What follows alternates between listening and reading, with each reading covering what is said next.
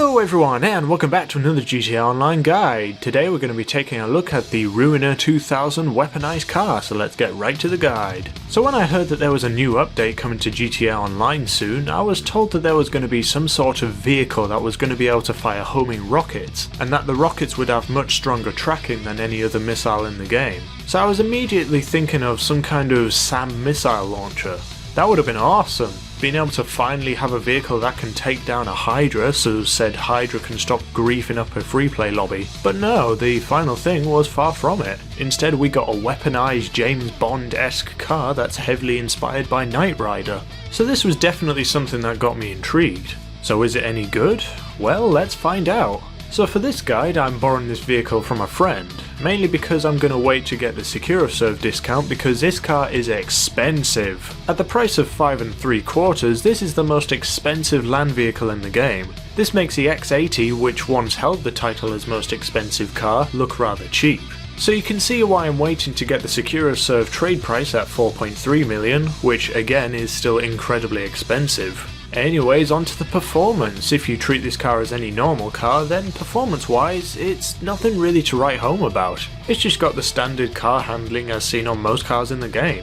But if you bought this car, you didn't buy it to go on a casual drive around, no. You bought this car to do stuff like this.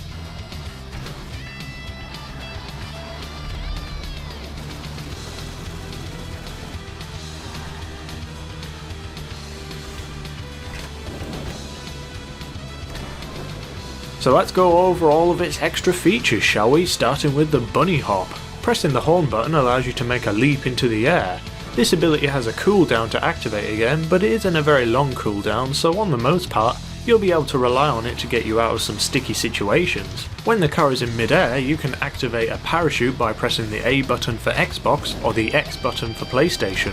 The car seems to have an unlimited supply of parachutes, which reminds me of the Just Cause series of games where Scorpio has an unlimited number of parachutes he can deploy. So let's talk about the weapons. Yes, that's what everyone wants to know about, so here we go. This car is unique in the fact that when you get in, you see a crosshair on your head-up display when you're driving the car around. You have access to twin machine guns and 8 rockets. Yes, this is a vehicle which has a limited supply of rockets, which is probably in place to balance the game. The machine guns suck. Look how little damage they deal to this helicopter here. Again, this is probably just game balancing in effect, but at the same time, because you're in this vehicle, you're unable to use your standard drive-by weapons. So let's say someone's chasing you from behind when you're in this vehicle. You can't use your sticky bombs to throw backwards to blow them up. Then again, I guess you could more easily escape them using the jump and parachute abilities of the car. So now there's nothing left but to test out the rockets. So are they as good as people said they were going to be? Well, it's pretty good against helicopters, but then again your standard homing launcher can take care of them just as easily. So what about Hydras?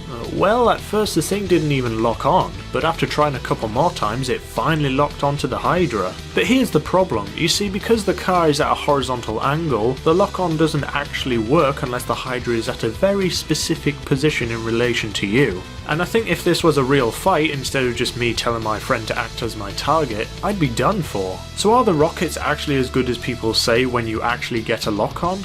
Well, I can't tell really. They seem to have about the same tracking capability as standard homing launchers. My friend was able to escape a few of my missiles just by doing the standard circling around till the missile loses track trick. If the missiles did have better tracking and agility than the other lock-on missiles, I would have thought the Hydra would be screwed over every time, but it's not. The worst part about this is that every time the missile fails to connect, that's one missile lost from my board loadout, and reloading this thing isn't easy. So overall, can I recommend this car to you?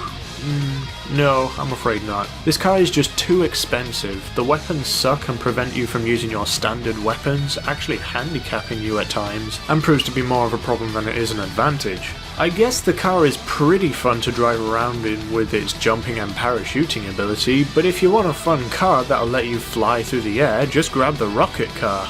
But let me know what you guys think. Do you own this vehicle? Are you thinking of buying one? Or do you want to wait until there's a sale on? Let me know in the comments, and hey, if you enjoyed this video, make sure to leave a like and subscribe to the Pyrerealm Gaming channel for loads more GTA Online guides coming to you very soon. See you around!